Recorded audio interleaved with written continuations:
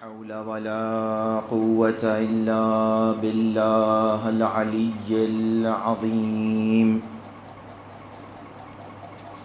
حسبنا الله ونعم الوكيل، نعم المولى ونعم النصير. الحمد لله رب العالمين، الصلاة والسلام على سيدنا ونبينا وشفيع المذنبين، الذي سمي في السماء بأحمد وفي الأرضين بأبي القاسم مصطفى محمد.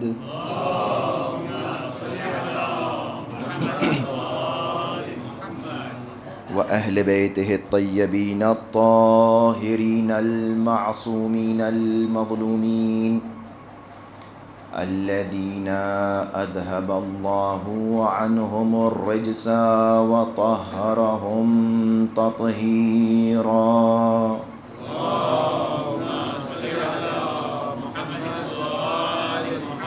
بهم نتولى ومن أعدائهم نتبرأ إلى الله، واللعنة الدائمة على أعدائهم أجمعين، غاصبي حقوقهم منكري فضائلهم، من الآن إلى قيام يوم الدين. أما بعد، فقد قال الله تبارك وتعالى في القرآن المجيد والفرقان الحميد وقوله الحق: بسم الله الرحمن الرحيم. إنما وليكم الله ورسوله والذين آمنوا الذين يقيمون الصلاة ويؤتون الزكاة وهم راكعون. صلوات پڑھیں محمد وعلى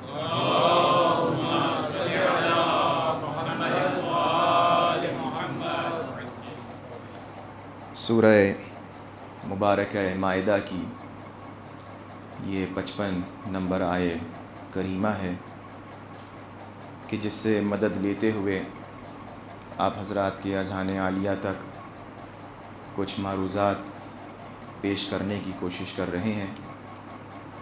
عنوان سخن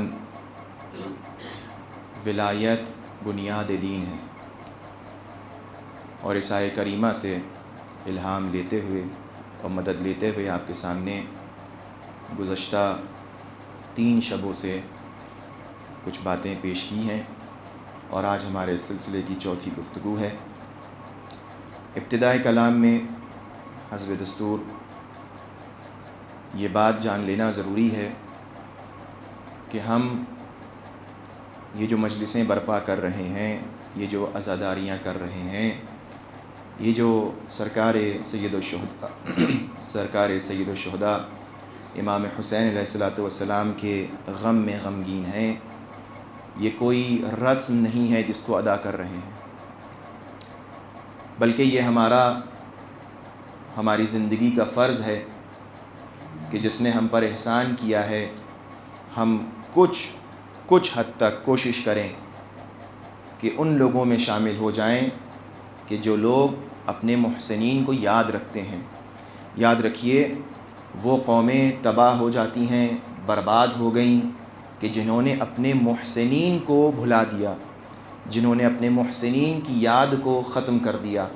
اور وہ قومیں زندہ رہتی ہیں کہ جو اپنے محسنین کو یاد رکھیں کہ جنہوں نے ہم پر احسان کیا. امام حسین نے نہ صرف مسلمانوں پر احسان کیا ہے، بلکہ امام کا احسان انسانیت پر ہے. امام کا احسان نہ صرف انسانیت پر ہے، بلکہ امام حسین کا کارنامہ یہ ہے کہ آپ کا احسان انبیاء پر ہے. آپ اس بات کے وزن کو محسوس کریں کہ امام حسین نے تمام انبیاء کی محنتوں کو کامیابی تک کربلا میں پہنچایا ہے، اور دین کی حفاظت اس طریقے سے کی کہ آپ نے تا قیام قیامت حق و باطل کے درمیان ایک ایسی ممتاز اور ایسی واضح دلیل پیش کر دی کہ جو بھی اب کربلا کے ساتھ ہے وہ ولایت خدا کے ساتھ ہے، اور جو حسین کے ساتھ نہیں ہے وہ ولایت خدا کے ساتھ نہیں ہے۔ اور یہی ہماری آپ کی گفتگو ہے، اور ان مجلسوں کی برکتوں کو اب وقت نہیں ہے کہ زیادہ اس پہ گفتگو کی جائے۔ ایک تحقیق ہم دیکھ رہے تھے، نظروں سے گزری، کہ دنیا میں، کل بھی یہ بات عرض کی تھی کہ دنیا میں بہت سی بیماریاں ہیں، بہت سی پریشانیاں ہیں، بہت سی الجھنیں ہیں، بہت سے امراض ہیں جس میں لوگ گرفتار ہیں، پریشان ہیں۔ ان بیماریوں میں ایک سب سے زیادہ مہلک بیماری جو آج کل رائج ہے وہ کوئی جسمانی بیماری نہیں ہے، بلکہ وہ ایک روحانی اور روانی بیماری ہے، فکری اور ذہنی بیماری ہے، جسے ہم اور آپ ڈپریشن کہتے ہیں۔ یہ بیماری اس وقت دنیا کے ان پیش رفتہ، ان تیز رفتار ملکوں میں کہ جو بظاہر بہت پیسے والے ہیں، تمدن یافتہ ہیں، ترقی یافتہ ہیں، وہاں زیادہ پائی جاتی ہے۔ آپ جا کے دیکھیے جو ریشیو ہے سوسائڈز کا، وہ ان ملکوں میں زیادہ ہے کہ جہاں زیادہ پیسہ ہے، جہاں بظاہر زیادہ ترقی ہے، لیکن لوگ پریشان ہیں۔ کتنا آخر انسان مادیت میں غرق ہو جاتا ہے، اپنی خواہشات نفسانی میں غرق ہو جاتا ہے، اور اپنے آپ کو اس دنیا کا اسیر بنا لیتا ہے، مادہ پرست ہو جاتا ہے، عبد بن جاتا ہے، غلام بن جاتا ہے۔ اور انتہا میں کیا ہوتا ہے کہ جب وہ اپنی خواہشات کو پورا کرنا چاہتا ہے تو ظاہر سی بات ہے انسان کی خواہشات بے انتہا ہیں، اور وہ خواہشات پیسے، شہوت، کھانا پینا، جسمانی تعلقات اس سے پوری نہیں ہوتی ہیں، اور آخر میں کیا ہوتا ہے، انسان اس ڈپریشن میں جا کر خودکشی کر لیتا ہے۔ یہ کیا ہو رہا ہے؟ یہ دنیا میں ہمارے سامنے ہو رہا ہے۔ مزے کی بات جو آپ سے بیان کرنا ہے وہ یہ کہ اس کا علاج جاپان میں موجود ایک ڈاکٹر نے بیان کیا، اور کہا کہ اچھا جاپان میں جو ہے وہ یہ کہا جاتا ہے ہیلتھ وائز دنیا کی سب سے زیادہ ہیلدی جو کنٹری ہے اور جو جنریشن ہے وہ جاپان میں۔ تو وہاں کے سائنسدانوں نے، اطباء نے یہ تحقیق پیش کی کہ ڈپریشن کا جو علاج ہے وہ یقیناً وجہ اس کی دنیا طلبی اور دنیا داری اور مادیت میں غرق ہو جانا ہے، لیکن اس کا علاج بڑا دلچسپ ہے۔ اس سائنسدان نے کہا کہ اس ڈپریشن کی بیماری سے چھٹکارا پانے کا علاج یہ ہے کہ انسان اپنی آنکھوں سے آنسو بہائے، انسان روئے، اور جب انسان روئے گا تو اس کے اندر سے جو ان کی نفسیاتی پریشانیوں کا پریشر ہے وہ کم ہوگا، اور دھیرے دھیرے ڈپریشن کا جو اثر ہے وہ اس کی زندگی میں کم ہوگا۔ اب یہاں پر ایک سائنسدان، ایک طبیب یہ علاج بتا رہا ہے کہ آپ کی بیماری کا علاج ہے رونا، آنسو بہائیے، روئیے۔ اب میں ان تمام سنی مفتیوں سے کہنا چاہتا ہوں کہ اس پر بھی بدعت کا فتویٰ لگاؤ۔ جب ہم روتے ہیں تو کہتے ہیں آپ بدعت کر رہے ہیں، اور اب جب کوئی سائنسدان کہہ رہا ہے رو تو کوئی بدعت کا فتویٰ نہیں۔ معلوم یہ ہوتا ہے سارا بیر اور دشمنی اہل بیت سے ہے ان کو، کہ اگر اہل بیت کے لیے کچھ ہوگا تو ان کو افسوس ہے، ان کو الجھن ہے، ان کو پریشانی ہے۔ تمام فتوے تب آتے ہیں جب اہل بیت کا نام ہوتا ہے، ورنہ باقی۔ اور یہ فرش عزا امام حسین علیہ السلام، یعنی میں عرض کرنا چاہ رہا ہوں سائنٹیفکلی یہ چیز پروو ہو رہی ہے، اور بتایا جا رہا ہے کہ اگر سائنس کے لحاظ سے آپ اس چیز پر عمل کریں تو یہ آپ کے لیے فائدہ مند ہے۔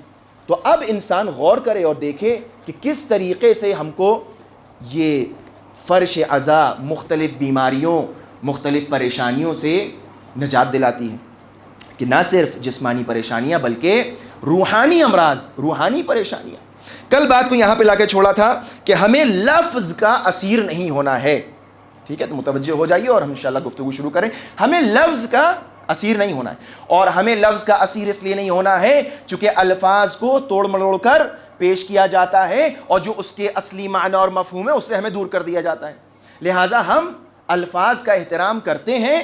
کسی کے ذہن میں یہ نہ ہے کہ اب الفاظ کا بالکل احترام نہیں ہے، نہیں، الفاظ محترم ہیں الفاظ، اس میں کوئی ڈاؤٹ نہیں ہے۔ قرآن مجید کہتا ہے لا یمسہ الا المطہرون، ہاں، کہ آپ قرآن کے الفاظ کو بغیر طہارت کے نہ چھوئیے۔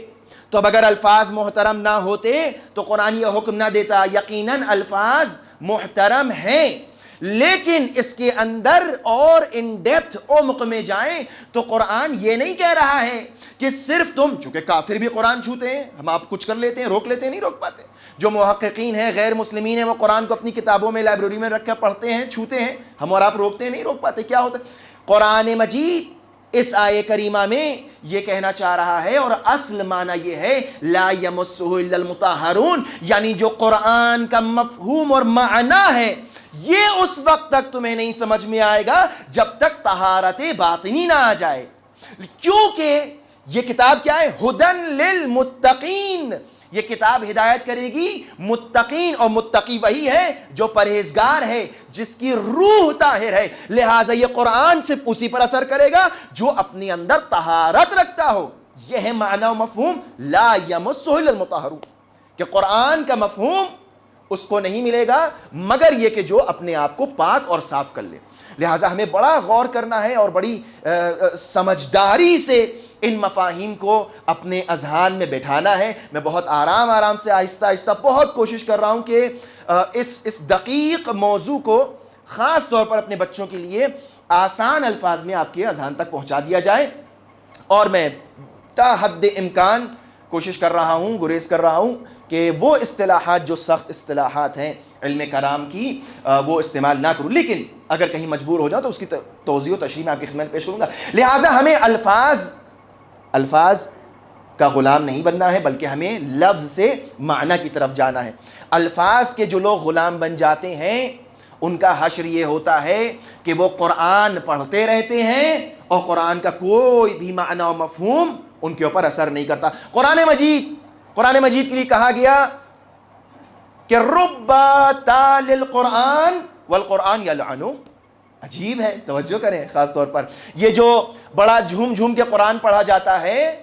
غور کریں وہ مسلمان جو قرآن کو پڑھنا فخر سمجھتے ہیں کہ ہماری قرأت اچھی ہے، ہماری تلاوت اچھی ہے، ہم حافظ قرآن ہیں، ہمارے پاس اتنے، اچھا یہ بھی بڑا عجیب ہے، ہر چیز کے اوپر فخر کرتے ہیں. ہمارے پاس اتنے ہزار حافظ ہیں، تمہارے پاس جتنے ہزار حافظ ہو جائیں، لیکن جو محافظ قرآن ہے وہ ہمارے پاس ہے، جو وقت کے امام ہیں وہ ہمارے پاس، وہ محافظ قرآن ہے. لہٰذا رب تال القرآن والقرآن یلعنو. بہت سے ایسے ہیں جو قرآن کو پڑھتے ہیں اور میرے عزیزوں قرآن ان پر لعنت کرتا ہے. کیوں لعنت کرتا ہے؟ یہ بڑی عجیب بات ہے. روایت کے لیے بہت سے لوگ ہیں جو قرآن پڑھیں گے اور قرآن ان پر لعنت کرتا ہے. عجیب، قرآن کیسے لعنت کرتا ہے؟ کیوں لعنت کر رہا ہے؟ اس لیے کہ وہ قرآن پر عمل نہیں کرتے. قرآن جو کہہ رہا ہے اس پر عمل نہیں کرتے. قرآن کے الفاظ کو، جناب بلال کا واقعہ کل کا یاد ہے، قرآن کے الفاظ کو تو پڑھ رہے ہیں لیکن قرآن جس طرف لے جانا چاہتا ہے، ہدایت کرنا چاہتا ہے، اس طرف نہیں جا رہے ہیں. میں مثال دوں تاکہ بچے سمجھ جائیں اس بات کو بہت اچھی طرح سے. فرض کیجئے ایک صاحب بازار جاتے ہیں اور جا کر وہاں سے قرآن خریدتے ہیں. دکان گئے اور دکان جانے کے بعد انہوں نے دکاندار سے کہا کہ مجھے ایک قرآن چاہیے. کہا ٹھیک ہے یہ سب قرآن رکھیں، ان میں سے جو سب پسند آئے آپ لے لیجئے. انہوں نے قرآن دیکھا کھول کے، ایک بہت ہی خوبصورت سا حروف جلی میں لکھا ہوا ایک قرآن. کہا اس کی قیمت کیا ہے؟ اب فرض کیجئے کہا شاید $50 قیمت ہے. $50 تو بہت زیادہ ہیں، ہم نہیں دے پائیں گے. اب ان کو پیسے نہیں دینا تھے. انہوں نے کیا کیا کہ جیسے ہی دکاندار کی توجہ کسی اور طرف ہوئی، انہوں نے قرآن اپنی جیب میں رکھا اور باہر لے کر نکالا ہے. اب یہ کیا قرآن کا ہدیہ نہیں دیا، چوری کر لی انہوں نے. اب آپ مجھے بتائیے، میں آپ سے سوال کر رہا ہوں، بچوں سے خاص توجہ رہے. قرآن پر پڑھنے والوں پر بعض اوقات قرآن لعنت کرتا ہے. قرآن کا ہدیہ نہیں دیا، قرآن کا جو فیر تھا، قرآن کی جو قیمت تھی وہ ادا نہیں کی، قرآن کے جو مالک تھا، جو بیچنے والا تھا، اس کو اس کا ہدیہ نہیں دیا گیا. اب یہ شخص قرآن کو گھر میں لے کر آیا، وضو کیا، قبلہ رخ ہوئے، بڑے اہتمام سے احترام سے قرآن پڑھنا شروع کیا. اب یہ مجھے بتائیے کہ ان کا قرآن پڑھنا ان کے لیے فائدہ مند ہے؟ کیوں نہیں فائدہ مند ہے؟ ہر شخص جس سے سوال ہوگا، ہر شخص یہ کہے گا کہ یہ جو قرآن پڑھ رہے ہو، یہ قرآن پڑھنا تم کو ثواب تو نہیں پہنچائے گا ہیچ، بلکہ تمہارے اوپر تمہارے لیے گناہ لکھا جائے گا۔ کیوں صاحب، کیوں گناہ لکھا جائے گا؟ میں تو قرآن کی تلاوت کر رہا ہوں، میں تو قرآن کے حروف کو پڑھ رہا ہوں، میں تو قرآن کی بہت اچھی طرح ادائیگی تجوید کے ساتھ تلفظ کر رہا ہوں۔ ہر شخص ذوی العقول، عقل رکھنے والا، شریف النفس یہ کہے گا چونکہ تم نے قرآن کی قیمت ادا نہیں کی، چونکہ تم نے قرآن کا ہدیہ ادا نہیں کیا، لہٰذا یہ پڑھنا تمہارے لیے باعث ثواب نہیں، باعث گناہ ہے۔ توجہ ہے مثال کی طرف؟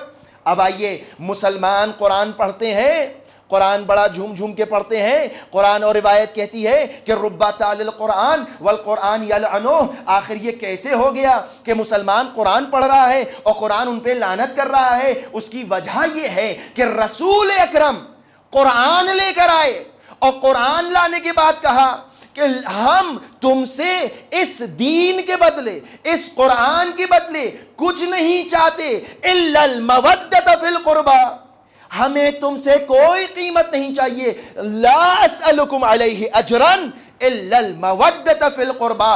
اب جو بھی رسول کی زحمت اور محنت کا ہدیہ اور قیمت ادا کرے گا اس کو حق ہے کہ قرآن پڑھے، اور اگر بغیر ولایت اور محبت اہل بیت قرآن پڑھا جائے گا تو وہ قرآن خود اس پر لعنت کرے گا۔ کیوں؟ چونکہ یہ قیمت ادا نہیں ہو رہی ہے، یہ اجر رسالت ادا نہیں ہو رہا ہے۔ رسول کہہ رہے میں قرآن لے کر آیا ہوں اور تم قرآن کی قیمت کو ادا کیے بغیر قرآن پڑھ رہے ہو، تمہیں لگتا ہے ثواب ملے گا؟ نہیں، جب تک محبت اہل بیت نہ ہو اس وقت تک قرآن تمہیں ثواب نہیں دے گا۔ یہ قرآن کا یہ پورا دین بیکار ہے۔ توجہ کر رہے ہیں محترم میرے بزرگ، میرے بچے اس کو خاص طور پہ سنیں کہ یہ قرآن، یہ دین رسول لے کر آئے تھے، اور جو بھی بغیر اس دین کی، اس زحمت کی قیمت ادا کیے بغیر اس کو استعمال کرے گا، وہ دعائیں، وہ آیات، وہ عبادتیں کوئی فائدہ نہیں پہنچائیں گی۔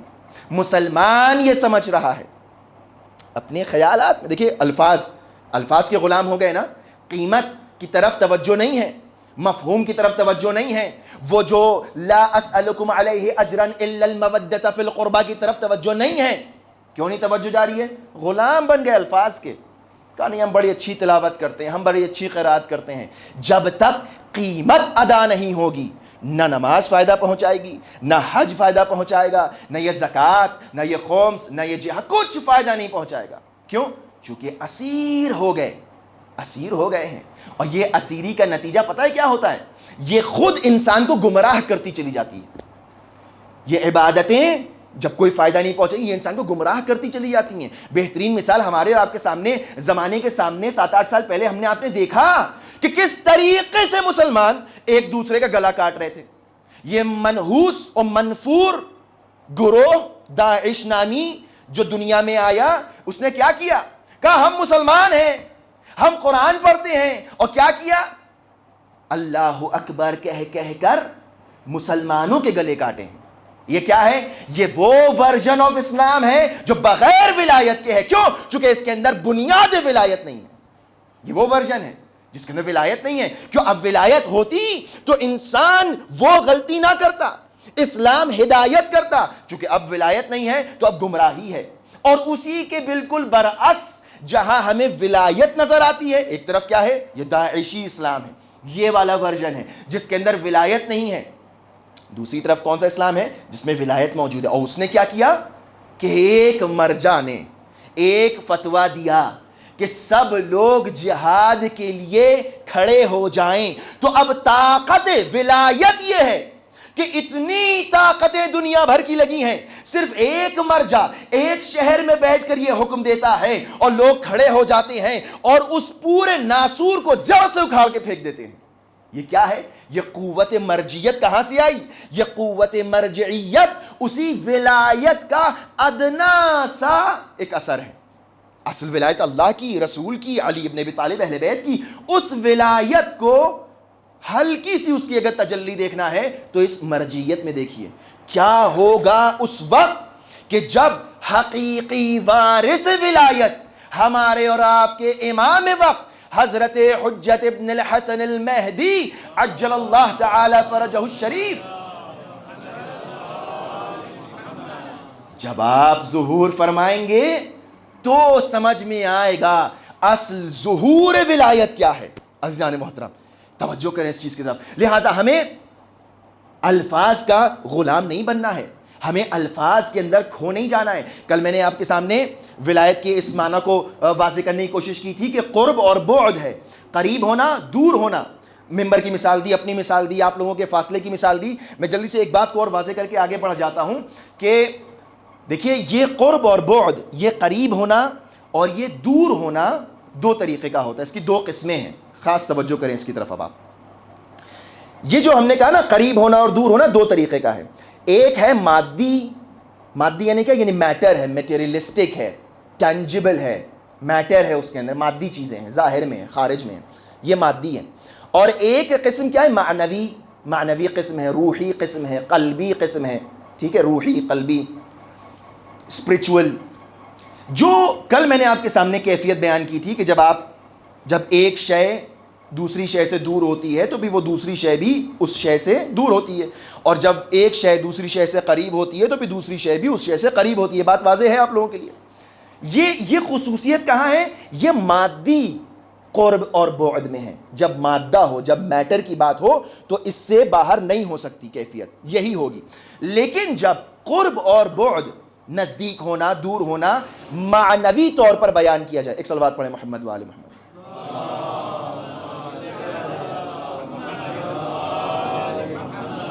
ایک بہتر انداز میں صلوات پڑھیں۔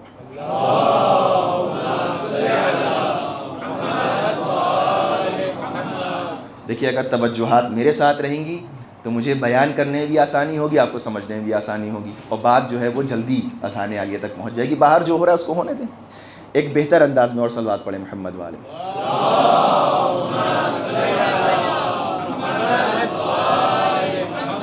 تو میں عرض کر رہا تھا میرے عزیزوں آپ کی خدمت میں کہ ولایت کا ایک معنی ہے قرب اور بعد، اور وہ قرب اور بعد جو ہے وہ دو طریقے کی ہے، ایک مادی ہے، ایک معنوی ہے۔ مادی کل میں نے بیان کی، لیکن معنوی کے اندر یہ ضروری نہیں ہے، خاص توجہ کریں، معنوی کے اندر یہ ضروری نہیں ہے کہ جب ایک شے دوسری شے سے قریب ہو تو بھی دوسری شے بھی اس سے قریب ہو۔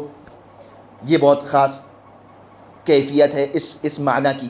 معنوی اور قلبی ولایت میں، معنوی اور قلبی قرب میں، قریب ہونے میں یہ لازم نہیں ہے کہیں سے بھی کہ اگر ایک چیز کسی چیز سے قریب ہے تو دوسری چیز بھی اس سے قریب ہو۔ توجہ ہے، میں بہت ضروری ایک نتیجہ لینا چاہتا ہوں۔ مثال کے طور پر پروردگار عالم کہتا ہے نحن اقرب الیہ من حبل الورید، ہم انسان سے بہت قریب ہیں، اتنا کہ جتنا اس کی شہ رگ جو ہے اس سے قریب نہیں ہے، ہم اس سے زیادہ اس سے قریب ہیں۔ اقرب، اس سے بھی زیادہ، شہ رگ جو ہے اس سے بھی زیادہ ہم انسان سے قریب ہیں۔ اللہ ہم سے کتنا قریب ہے؟ ہماری شہ رگ سے بھی زیادہ۔ اگر اللہ ہم سے اتنا قریب ہے تو کیا ہم اللہ سے بھی اتنا قریب ہیں؟ سوال ہے ہمارا۔ ہاں آپ سب لوگ کہہ رہے ہیں نہیں ہے، تو بات واضح ہوئی۔ یعنی یہ کون سا قرب ہے؟ یہ قرب روحی ہے، یہ قرب قلبی ہے۔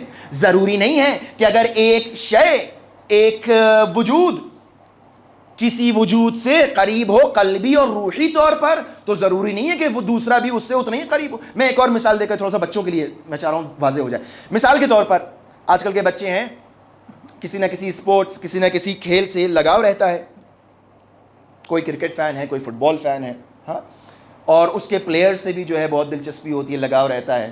ابھی بھی آپ کسی بچے سے پوچھ لیے تمہارا فیوریٹ پلیئر کون ہے، کوئی نہ کوئی نام بتائے گا، کوئی نہ کوئی اس کی ہسٹری بتائے گا، پوری اس کی بائیوگرافی یاد ہوگی، کب کھیلا، کہاں کھیلا، کیا کھیلا، کتنا اسکور بنایا۔ آپ لوگ مسکرا رہے ہیں، اس کا مطلب آپ لوگوں کا کوئی نہ کوئی فین ہے، اور آپ لوگوں کو اس کے ریکارڈز بھی یاد ہیں، بڑی اچھی طرح یاد ہیں، ہے نا؟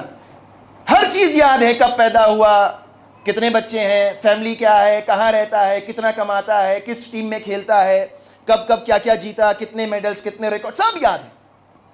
محبت بھی ہے، چونکہ اب انفارمیشن ہے اس کے بارے میں، کیوں آپ یاد کر، چونکہ محبت ہے، ایک علقہ قلبی ہے اس کے ساتھ،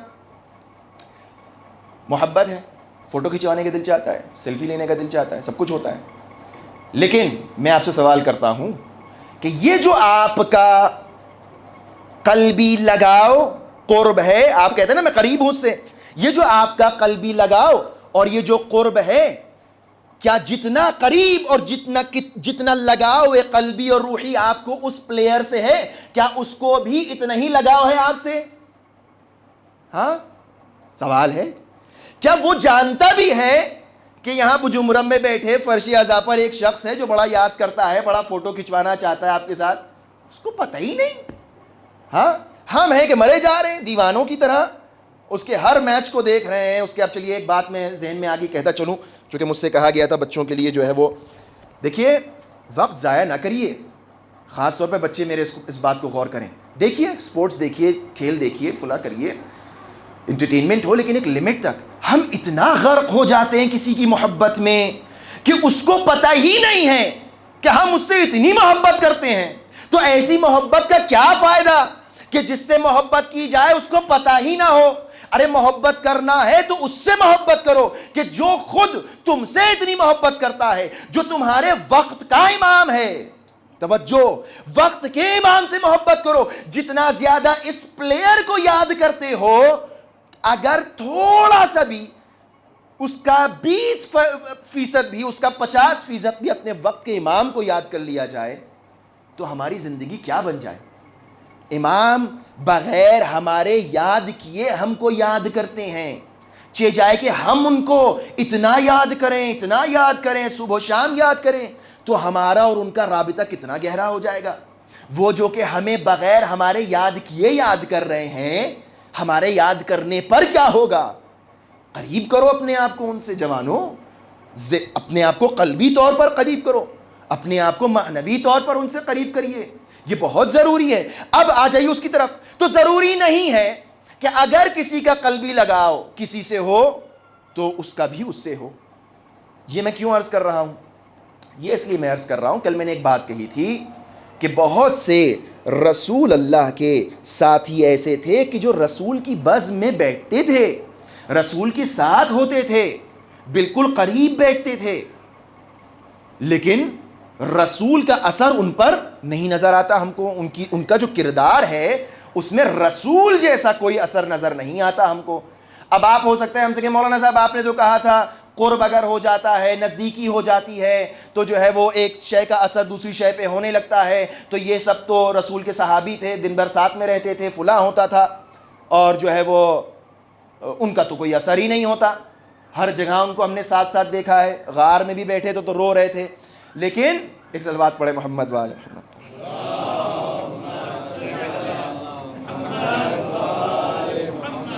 بہرحال تو اب اثر نہیں ہوتا، کیوں نہیں ہوتا؟ تو یہ سوال ذہن میں نہ آئے کہ کیوں نہیں اثر ہوتا۔ یہ جو اثر نہیں ہو رہا ہے یہ معنوی طور پر ہے، نہ مادی طور پر۔ یعنی اگر کسی نے اپنے آپ کو مادی طور پر قریب کر لیا ہے تو ضروری نہیں ہے کہ اس کا اثر بھی۔ ہم معنوی اثر کو ڈھونڈ رہے ہیں، ہم اس علم کو ڈھونڈ رہے ہیں، ہم اس شجاعت کو ڈھونڈ رہے ہیں، ہم اس صداقت کو ڈھونڈ رہے ہیں، ہم ان تمام کمالات کو ڈھونڈ رہے ہیں جو جانشین رسول کے لیے ضروری ہیں۔ آپ توجہ فرما رہے ہیں؟ لہٰذا کوئی یہ نہ کہے کہ آپ نے توہین کر دی، آپ نے توہین کر دی کہ اگر کوئی شخص رسول کی بزم میں بیٹھا ہے پھر بھی وہ ٹھیک نہیں ہو رہا ہے، پھر بھی وہ نیک نہیں ہو رہا ہے، پھر بھی اس پہ اثر نہیں ہو رہا ہے۔ آپ رسول کے ساتھ بیٹھے ہوئے لوگوں کو اگر برا کہتے ہیں تو یہ گویا رسول کی توہین ہے، یعنی رسول کا کوئی اثر ان پہ نہیں ہوا۔ نہیں نہیں، یہ رسول کی توہین نہیں ہے۔ ذرا دیکھو قرآن مجید میں اللہ کیا کہتا ہے۔ یہ ابلیس کہ جو ہزاروں سال عرش الہی پر رہا، ملائکہ کی صفوف میں رہا، ملائکہ کی معنویت، ملائکہ کی روحانیت، عرش الہی کے نور کا اس ابلیس پہ کوئی اثر نہیں ہوا، اسی طریقے سے رسول کی بزم کا بعض لوگوں پر کوئی اثر نہیں ہوا۔ لہٰذا جس طریقے سے ابلیس کا وہاں ہونا اللہ کی وحدانیت اور تقدس میں کوئی کمی نہیں لاتا، اسی طریقے سے ایسے لوگوں کا رسول کی بزم میں ہونا رسول کی شان میں کوئی گستاخی نہیں ہوتی۔ توجہ فرما رہے ہیں آپ؟ یعنی کوئی ضروری نہیں ہے کہ انسان جو ہے وہ مادی طور پر قریب ہونے لگے تو معنوی بھی اثر آنے لگے۔ یہ ہمارا بہت ہی فنڈامنٹل جسے کہا جائے ڈفرینس ہے کچھ حضرات کے ساتھ کہ یہ ہماری بلیف. لہٰذا معنویت الگ ہے, مادیت الگ ہے, اور یہ ولایت کا مفہوم یہ الگ ہے. اور ہم سمجھیں کہ ولایت ہمیں کہاں تک لے جائے. لہٰذا اب جیسے جیسے ہم قریب ہوں گے ویسے ویسے ہم اس رنگ میں ڈھلنے لگیں گے. جتنا ہم اللہ سے قریب ہوں اتنا ہم الہی رنگ میں, یہ جو میں کہہ رہا ہوں الہی رنگ, یہ خود قرآن کی اصطلاح ہے. ہم کہتے نہیں تم کسی کے رنگ میں نہ رنگ جاؤ. میں نے اس دن مثال دی تھی رنگ کی, کہ اگر کوئی دیوار, مثال کے طور پر اگر دیوار پہ پینٹ لگا ہے, اور آج کل تو سب لوگ سیاہ لباس پہنے رہتے ہیں, آپ دیوار کے پاس بیٹھ گئے. اب آپ جب باہر گئے اپنے دوستوں سے ملے تو ان دوستوں نے کہا کیا آج آپ امام بارگاہ گئے تھے؟ کہا تمہیں کیسے پتہ چلا؟ کہا آپ کی سیاہ شرٹ کے اوپر وائٹ کلر لگا ہوا ہے, مجھے پتہ چل گیا کہ آپ امام بارگاہ گئے تھے. یعنی انسان کی صحبت سے پتہ چل جاتا ہے کہ انسان کے اوپر دوسرے کا رنگ چڑھ رہا ہے. بچوں کا جب نئے اسکول میں ایڈمیشن ہوتا ہے تو ماں باپ بچی کی رفتار, گفتار, کردار, بات چیت کو دیکھ کر سمجھ جاتے ہیں کہ یہ اچھے دوست بنا رہا ہے یا برے دوست بنا رہا ہے, تو اس کا اثر ہوتا ہے انسان کے اوپر. اللہ کیا کہہ رہا ہے؟ صبغۃ اللہ ومن احسن من اللہ صبغہ. اللہ کا رنگ, اللہ کہہ رہا ہے میرا ایک رنگ ہے, اللہ کا رنگ. ومن احسن من اللہ صبغہ, اور اللہ کے رنگ سے بہتر کون سا رنگ ہو سکتا ہے؟ لہٰذا اگر کسی رنگ میں رنگنا ہے تو الہی رنگ میں رنگو, کہ جو اللہ کا رنگ ہے, کہ جو الہی رنگ ہے, صبغۃ اللہ ہے. اب اس کے قریب ہو گئے تو الہی رنگ چڑھے گا, الہی صفات آئیں گی, الہی کمالات انسان کے اندر آئیں گے, اور جو پھر انسان کامل ہے اس کے اندر وہ, یہ ہے ولایت کا مفہوم. امام کیا فرما رہے ہیں؟ میں یہاں پر ایک روایت کو بیان کر کے بس انشاءاللہ یہاں سے بات کو سمیٹ رہا ہوں. امام فرماتے ہیں, ہمارے اور آپ کے چھٹے امام, امام جعفر صادق علیہ الصلوۃ والسلام,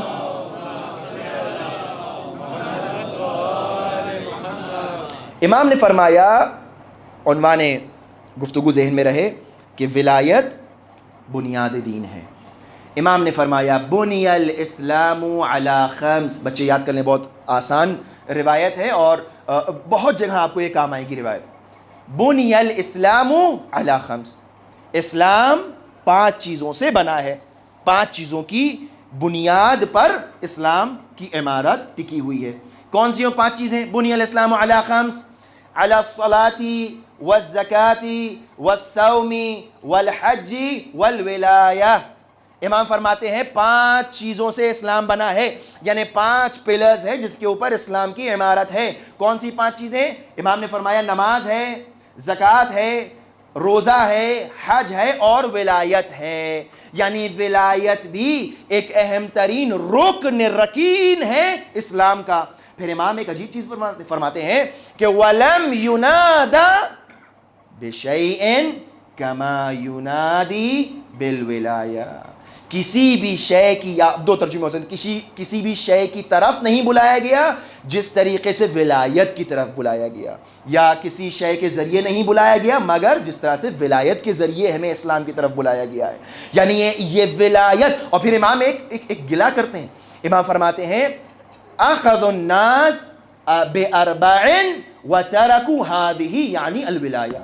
اور لوگوں نے کیا ستم ظریفی کی کہ ان 4 کو لے لیا اور اس ولایت کو چھوڑ دیا. یہ مظلومیت ولایت ہے. نہیں سمجھا ولایت کیا ہے. کیوں؟ چونکہ یہ ولایت روح دین تھی, یہ ولایت اساس دین ہے. بغیر اس ولایت کے یہ تمام فروعات بیکار ہیں. میں یہ سمجھانا چاہ رہا ہوں ابھی تک کی گفتگو میں, اور انشاءاللہ آگے آنے والی گفتگو میں, کہ جب تک ولایت کی قوت اور روح نہ ہو اس وقت تک ولایت بیکار ہے. مثال کے طور پر آپ کے ہاتھ ہیں, آپ کے پیر ہیں, کسی بھی انسان کی آنکھ ہے, ناک ہے, کان ہے, یہ کام کر رہی ہے. یہ کب تک کام کر رہی ہے؟ آپ کی آنکھیں, ہماری آنکھیں, لوگوں کی آنکھیں کب تک کام کر رہی ہیں؟ جب تک ایک انسان کے اندر روح موجود ہے اس وقت تک یہ ہاتھ کام کر رہے ہیں, یہ پیر کام کر رہے ہیں, یہ زبان بول رہی ہے. لیکن جیسے ہی یہ روح بدن سے نکل جاتی ہے ویسے ہی یہ سب کام کرنا بند کر دیتے ہیں. دین کی مثال ایسی ہی ہے. دین ایک بدن ہے جس کے ارکان اور اجزاء کا نام ہے حج. صوم، زکوٰۃ، ولایت، یہ تمام چیزیں کیا ہیں؟ یہ تمام چیزیں اعضائے دین ہیں، اور اگر اس اعضاء اور بدن دین کے اندر روح ولایت نہ ہو اور اس روح ولایت کو نکال لیا جائے تو یہ دین جو بدن کا ہے، یہ بدن جو دین بنا ہوا ہے، یہ بیکار ہو جائے گا۔ یہ بیکار ہم کیا کرتے ہیں جب روح نکل جاتی ہے؟ بدن کو دفنا دیتے ہیں، کسی کام کا نہیں رہ جاتا۔ جو بول رہا ہے وہ فائدہ مند ہے چونکہ روح ہے، لیکن اگر اس میں سے روح نکل جائے تو یہ بیکار ہے، لوگ اپنے جا کر اس کو دفنا دیتے ہیں۔ وہ دین کہ جس کے اندر ولایت کی روح نہ ہو، وہ دین بیکار ہے، وہ دین کسی کام نہیں آئے، اس دین کو دفنا دینا چاہیے۔ اسی لیے امام معصوم امام حسین نے فرمایا وَعَلَى الْإِسْلَامِ سَلَامًا، کیوں؟ وہ دین، وہ ورژن آف دین جو یزید پیش کر رہا ہے، اس میں کوئی ولایت نہیں ہے، وہ میرے نانا کا دین ہی نہیں ہے جو بنی امیہ پیش کر رہے ہیں۔ اسی لیے تو آپ نکلے، کیوں نکلے؟ لِإِصْلَاحِ أُمَّتِ جَدِّي وَأَبِي، کیوں؟ چونکہ مجھے اپنے جد کی سیرت پر عمل کرنا ہے، اپنے باپ کی سیرت پر عمل کرنا ہے، کیوں؟ چونکہ یہ وہ دین نہیں ہے۔ امام حسین کربلا کیوں جا رہے ہیں؟ چونکہ ان کو ولایت کا احیاء کرنا ہے، ان کو وہ چیز بیان کرنا ہے کہ جو مر گئی ہے۔ نمازیں لوگ پڑھ رہے تھے، کربلا کے میدان میں حافظ موجود تھے جو امام کو قتل کرنے آئے تھے، نمازی لوگ تھے، پیشانیوں پر گٹے تھے، بڑی بڑی داڑھیاں تھیں، یہ لوگ تھے کہ جو آئے ہیں امام کو شہید کرنے۔ کیوں عزیزو؟ سوال کیوں؟ تاریخ سے سوال ہے، مسلمانوں سے سوال ہے، کیوں ایسا ہو گیا؟ کیوں آج بھی ایسا ہو رہا ہے کہ مسلمان ہیں، نماز پڑھتے ہیں، حج پر جاتے ہیں، لیکن فرزند زہرا کو قتل کرنے آ گئے؟ ولایت نہیں۔ ولایت شاید لفظ معلوم تھا لیکن ولایت کا مفہوم نہیں معلوم تھا۔ امام حسین نے کس طرح کربلا سجائی ہے، یہ بڑی عظیم بارگاہ ہے۔ امام نے چن چن کر لوگوں کا انتخاب کیا ہے، ہر ایک کو نہیں لے کر گئے، خاص توفیق کی ضرورت ہے۔ امام حسین علیہ السلام خاص تیاری کر رہے ہیں، لوگوں کو بتا کے جا رہے ہیں کون کون جائے گا، کون کون نہیں جائے گا۔ جانے والوں میں بڑوں کا بھی نام ہے، 6 مہینے بچے کا بھی نام ہے، یعنی کاروان اس وقت تک نہیں بڑھے گا جب تک اصغر نہ آ جائیں، ان کا نام ہے فہرست میں، کون کون بیویاں جائیں گی، کون کون نہیں جائیں گی، جناب صغرا نہیں جائیں گی، سکینہ جائیں گی۔ امام حسین کا انتظام ہے یہ، اور اس کے پیچھے کیا حکمت ہے امام حسین بہتر جانے، اور پورے راستے امام حسین نے انتظام کیا ہے۔ تاریخ بتاتی ہے، ایک شخص ہے عبداللہ بن حر الجعفی۔ عبداللہ بن حر جو ہے وہ امام ایک منزل کے پاس ہیں، اور امام نے دیکھا خیمہ لگا ہوا ہے، امام نے اصحاب کو بلایا اور کہا کہ جائیے معلوم کریے کہ کون ہے۔ گئے، پتہ لگایا عبداللہ بن حر ہیں، کہا کہ جاؤ عبداللہ بن حر سے کہو کہ امام حسین، میں حسین ابن علی تمہیں بلاتا ہوں۔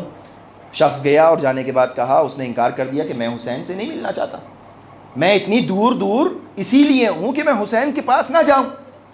امام عالی مقام خود اٹھ کر گئے ہیں اس کے خیمے میں اور جا کر اس کو دعوت دی کہ میں تمہیں ہدایت کی دعوت دیتا ہوں، تم میرے ساتھ آ جاؤ، کربلا چلو گے تو یہ تمہارے لیے زندگی اور دنیا اور آخرت کے لیے بہتر ہے۔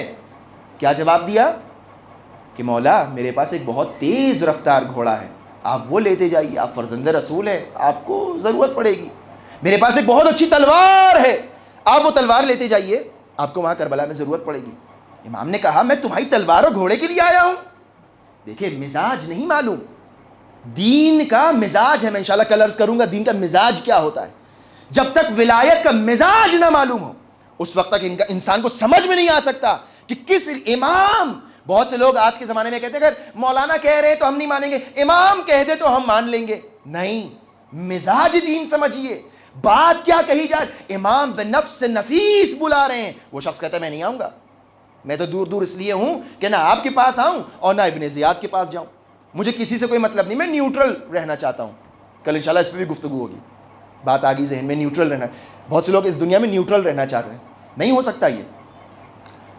امام نے کہا کہ میں تمہیں لینے آیا ہوں، تمہیں تلوار اور گھوڑے کو لینے نہیں آیا ہوں۔ بات ختم ہو گئی، منزل آگے بڑھی اور ایک اور خیمہ نظر آیا۔ امام نے پوچھا یہ کس کا خیمہ ہے؟ اصحاب گئے معلوم کر کے آئے، کہا یہ زہیر ابن قین کا خیمہ ہے۔ امام نے کہا جاؤ زہیر سے کہو کہ امام بلا رہے ہیں۔ قاصد آیا، آواز دی، جناب زہیر اپنی زوجہ کے ساتھ دسترخوان پہ تھے، کھانا تناول فرما رہے تھے، نوالا توڑا ہی تھا کہ ایک دم سے آواز آئی کہ فرزند زہرا حسین ابن علی تمہیں بلاتے ہیں۔ زہیر فوراً تیار ہوئے، اپنے گھوڑے پر سوار ہوئے اور امام حسین کی بارگاہ میں پہنچے۔ امام حسین نے جناب زہیر کا ہاتھ پکڑا اور کہا اے زہیر میں تمہیں کچھ دکھانا چاہتا ہوں۔ جی فرزند زہرا دکھائیے۔ امام حسین نے اپنی انگلیوں سے اشارہ کیا، کہا زہیر یہ مقام دیکھ رہے ہو، یہ جنت میں عالی ترین مقام ہے اور یہ جنت کی ایک بہت عالی اور بزرگ منزل ہے کہ جو تمہیں مل سکتی ہے اگر تم ہمارے ساتھ کربلا چلو۔ یہ تمہارا مقام ہو سکتا ہے اگر تم ہمارے ساتھ کربلا چلو۔ جناب زہیر نے کہا لبیک ابن رسول اللہ، میں آپ کے ساتھ چلوں، بس مجھے اتنی مہلت دے دیجئے کہ میں اپنی وصیتیں اور نصیحتیں کر کے آ جاؤں اپنی زوجہ کو۔ جناب زہیر گئے اور جانے کے بعد اپنی زوجہ کو وصیت کی، میں آپ کو طلاق دینا چاہتا ہوں، میں جا رہا ہوں، فرزند زہرا نے مجھے بلایا ہے۔ زوجہ، اب یہاں پہ 2 تاریخیں ہیں، زوجہ نے کہا کہ مجھے بھی لے چلیے، میں جناب زینب کی اور آل رسول کی بیویوں کی خدمت کروں گی۔ بعض کہتی ہیں جناب ان کا نام تھا، زوجہ جناب زہیر کا نام تھا دلہم، بعض لوگ دلہم بھی کہتے ہیں لیکن دلہم ذکر کیا گیا ہے۔ بعض لوگوں نے کہا وہیں رہ گئیں، بعض نے کہا جناب زہیر کے ساتھ آ گئی تھیں۔ جناب زہیر آ گئے امام حسین کے پاس۔ چونکہ دستور یہ ہے کہ آج کی شب اصحاب امام حسین کا ذکر ہوتا ہے، اور ان اصحاب میں جو سب سے عزیز جو امام کی جو گفتگو ہے اس سے اندازہ ہوتا ہے کہ امام کے نزدیک جناب زہیر اور جناب حبیب کا بہت بلند مقام ہے، بہت عظمت ہے ان دونوں اصحاب کی۔ جناب زہیر امام حسین کے ساتھ آ گئے، اور اب دھیرے دھیرے وہ وقت آ رہا ہے کہ جب یہ کے بعد دیگرے تمام شہداء کے جانے کا وقت ہے۔ اور ایک مرتبہ امام آواز دیتے ہیں، ابو ثمامہ سیداوی کہتے ہیں کہ مولا نماز کا وقت ہے، صف نماز بچتی ہے۔ امام نے نماز خوف ادا کی، اور 2 امام کے صحابی کہ جس میں ایک زہیر قین ہے اور ایک جناب عبداللہ بن سعید ہیں، امام نے ادھر کہا اللہ اکبر، اور ان دونوں اصحاب نے اپنے آپ کو امام کی سپر بنا کر کھڑا کر دیا، اور اس طرح سے کھڑے ہوئے کہ امام اپنی نماز کو ادا کر سکیں۔ مجال ہے کہ کوئی تیر امام کی طرف آ جائے، مجال ہے کوئی تیر امام کو لگ جائے۔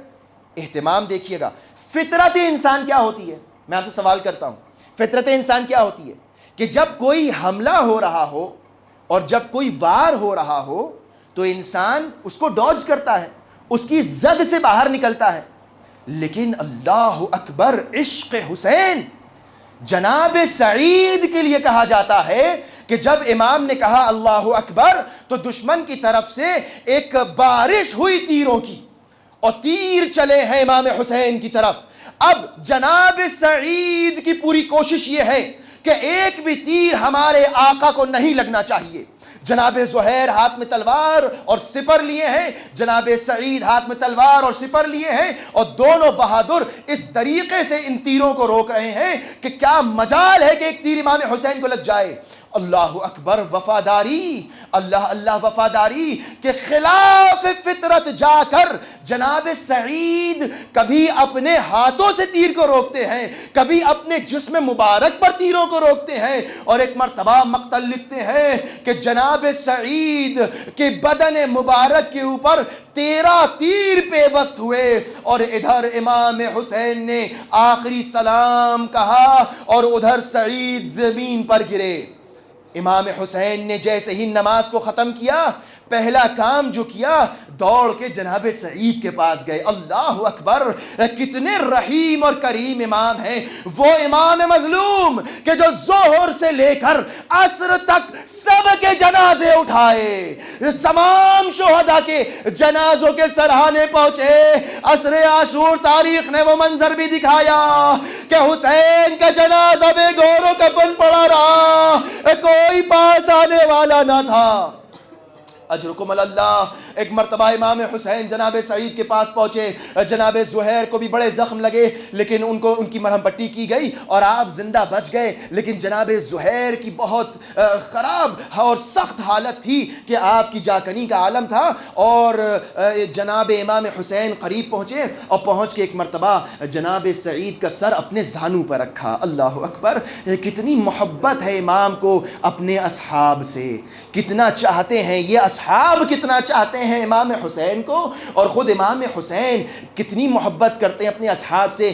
یہ ہے ولایت کا اثر، یہ ہے قریب ہو جانے کا اثر. ایک مرتبہ امام حسین نے جناب سعید کے سر کو اپنے زانو پہ رکھا، جناب سعید نے اپنا سر ہٹا لیا. امام حسین نے پھر سے جناب سعید کا سر اٹھایا، اپنے زانو پر رکھا. جناب سعید نے آہستہ آہستہ پھر سے اپنا سر زمین پر رکھ لیا. ایک مرتبہ امام حسین نے پوچھا، اے سعید میں محسوس کر رہا ہوں کہ تم اپنا سر میرے زانو پر نہیں رکھتے. اے سعید کیا بات ہے، آخر تم میرے اس زانو پر اپنا سر کیوں نہیں رکھتے؟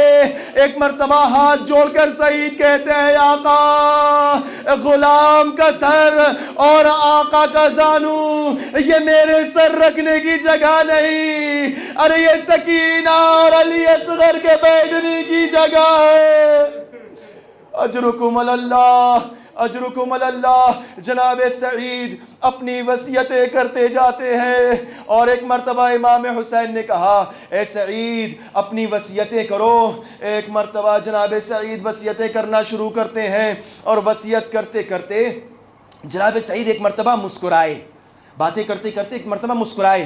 امام حسین نے پوچھا، سعید کیا بات ہے، کیوں مسکرا رہے ہیں آپ؟ کہا کہ مولا میں محسوس کر رہا ہوں کہ امیر المؤمنین آپ کے بابا مجھے لینے آئے ہیں. ایک مرتبہ پھر سے وصیتیں کرنا شروع کی. دوبارہ سعید مسکرائے. کہا سعید اب کیوں مسکرا رہے ہو؟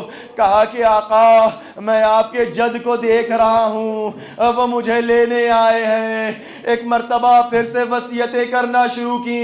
اب سعید بے چین ہونے لگتے ہیں، آنکھوں سے آنسو ٹپکنے لگتے ہیں. امام حسین بڑی مہربانی سے سعید کی پیشانی کو سہلاتے ہیں. سعید کیا بہت تکلیف ہو رہی ہے؟ آپ کیوں اتنا گریہ کر رہے ہیں؟ آقا نہیں نہیں مجھے تکلیف نہیں ہو رہی ہے. اے آقا میں ایک بی بی کے رونے کی آواز سن رہا ہوں. اے سعید تم نے نہ پہچانا، میرے جد و میرے بابا کے ساتھ میری ماں فاطمہ تمہارے استقبال میں آئی ہے. اجرکم اللہ، اجرکم اللہ. پروردگار آپ کی آوازوں پر رحم کرم نازل کرے. پروردگار آپ کو کسی غم میں نہ رلائے سوائے غم سرکار سید الشہداء میں. ایک مرتبہ سعید کی آخری سانسیں ہیں. سعید کہتے ہیں، حل وفیت یا ابن رسول اللہ، اے رسول اللہ کے فرزند کیا میں نے وفا کی، کیا میں نے اپنا وعدہ پورا کر دیا؟ ہاں ہاں سعید انت امامی فی الجنہ. اے سعید جس طرح سے آج تم نماز میں میرے آگے آگے کھڑے تھے، کل جب محشر میں میں جنت میں جا رہا ہوں گا تو مجھ سے آگے آگے پہلے تم جنت میں جاؤ گے. سعید کو جنت کی بشارت دی. سعید نے جناب حبیب سے وصیت کی کہ اے حبیب میں تو جا رہا ہوں، لیکن جب تک تم لوگ زندہ رہنا فرزند زہرا کا خیال رکھنا. ایک ہچکی آئی، سعید کی روح جنت کو پرواز کر گئی. اجرکم اللہ، اجرکم اللہ. اب وہ وقت آیا کہ یک بعد دیگرے ایک ایک اصحاب، ایک ایک صحابی میدان جنگ میں جا رہے ہیں اور اپنی شہادت کا نذرانہ خدمت امام میں پیش کر رہے ہیں. اور اب وہ موقع آیا کہ اب زہیر قین میدان جنگ میں گئے اور جا کر بہت بہادری اور دلیری سے جنگ کی ہے. تاریخ میں ملتا ہے کہ آپ نے سینکڑوں کو واصل جہنم کیا. میں آپ کی تمام تفصیلات چھوڑ کر زحمت کو تمام کر رہا ہوں، بس ایک جملے کے لیے زحمت دے رہا ہوں کہ ایک مرتبہ جناب سعید گئے، جام شہادت نوش کیا. تاریخ آگے بڑھتی رہی، وقت گزرتا رہا. وقت وہ آیا کہ سرکار سید الشہداء بھی شہید ہو گئے. الا قد قتل الحسین بکربلا کی آواز گونجنے لگی. سروں کو تنوں سے جدا کیا گیا، نیزوں کی انیوں پر بلند کیا گیا. ابھی میں نے آپ سے بیان کیا تھا کہ جناب زہیر کی زوجہ بی بی دلہم اپنے اس صحرا میں منتظر ہیں کہ زہیر کب آئیں گے. انتظار کرتے کرتے جب تھک گئیں تو ایک مرتبہ اپنے غلام جس کا نام شجرہ لکھا ہے ابن عساکر نے ترجمۃ الحسین میں اس روایت کو نقل کیا، کہتے ہیں کہ ایک مرتبہ دلہم نے بلایا اپنے غلام کو اور کہا کہ جاؤ ذرا دیکھ کر آؤ کہ کربلا میں کیا ماجرا ہے، آخر اتنی دیر کیوں لگ گئی زہیر کو، کیا ہو رہا ہے وہاں پر۔ یہ غلام جاتا ہے اور کچھ گھنٹوں کا کچھ دنوں کا سفر طے کرتا ہے اور پھر وہاں جا کر ایک عجیب منظر دیکھتا ہے۔ کیا دیکھتا ہے کہ وہاں پر سب شہید ہو گئے ہیں اور اس کے آقا کا سر کے نیزہ پر بلند کیا ہے، اور ایک مرتبہ دوڑتا ہوا واپس آتا ہے، تیز رفتار سے دلہم کی خدمت میں آتا ہے اور ہاتھوں کو جوڑ کر رو رو کر کہتا ہے کہ اے بی بی، ہمارے آقا کو مار دیا گیا، ہمارا آقا شہید کر دیا گیا۔ اے غلام یہ بتا تو نے کیا دیکھا؟ ارے میں نے دیکھا کہ حسین کے ساتھ ساتھ میرے آقا زہیر کا سر نو کے نیزہ پر بلند ہے۔ ایک مرتبہ دلہم نے جیسے ہی اپنے سید السردار کی شہادت کی خبر سنی، کہا کہ جو آرزو تھی زہیر کی اس تک وہ پہنچ گئے، جنت الفردوس میں پہنچ گئے۔ اے غلام تو ایک کام کر، دیکھ میں تجھے ایک کفن دیتی ہوں۔ دلہم نے ایک کفن دیا اپنے غلام کو اور یہ کہا بس اجرکم اللہ، آخری جملہ ہے، ذرا احساس کرنا کہ کتنا اس میں درد ہے، کتنی اس میں غربت ہے۔ تاریخ لکھتی ہے کہ دلہم نے ایک کفن دیا اور کہا کہ اے غلام، اے شجرہ سن، دیکھ کربلا میں جو لوگ شہید ہوئے ہیں اس میں حسین ہیں، حسین تو فرزند زہرا ہیں، حسین تو رسول کے نواسے ہیں، بھلا حسین کو کون کفن نہ دے گا، بھلا حسین کو کوئی چھوڑ سکتا ہے؟ ارے حسین کو تو سب نے کفن دے دیا ہوگا، حسین کو دفنا دیا ہوگا، لیکن تیرا آقا ان کا تو کوئی نہیں ہے دنیا میں۔ جا ایک کفن لے کر جا اور جا کر زہیر کو کفن پہنا دینا اور ان کو دفنا دینا۔ تیز رفتار سے غلام دوڑتا ہوا گیا اور جانے کے بعد کربلا میں گیا، ایک عجیب منظر دیکھا، روتا ہوا واپس آنے لگا۔ اب دلہن دیکھتی ہے کہ اس کا غلام واپس آ رہا ہے۔ جب غلام قریب آیا تو دلہن نے کیا دیکھا؟ اس کے ہاتھ میں اسی طرح کفن موجود ہے۔ ایک مرتبہ غیظ و غضب کے عالم میں دلہن کہتی ہیں تو کتنا نمک ناشناس غلام ہے، تو نے اپنے آقا کو کفن نہ دیا، تو نے اپنے آقا کے ساتھ وفاداری نہیں کی۔ ارے تو کیسا غلام ہے، تو اپنے آقا کو بے گور و کفن چھوڑ کے آ گیا، میں تجھے کبھی آزاد نہیں کروں گی۔ یہ ڈانٹتی جاتی ہے، غلام زارو قطار روتا جاتا ہے۔ دلہن کہتی ہے تو کچھ بولتا کیوں نہیں، تو نے کفن کیوں نہیں دیا؟ ایک مرتبہ روتے ہوئے کہتا ہے اے بی بی میں کیا کرتا، آپ نے مجھے ایک کفن دیا تھا، جب میں گیا تو میں نے دیکھا کہ فرزند زہرا کا جنازہ کربلا کی زمین پر پڑا ہے، میں کیسے اپنے آقا کو کفن دیتا اور امام عالی مقام کو کفن۔ ماتم حسین۔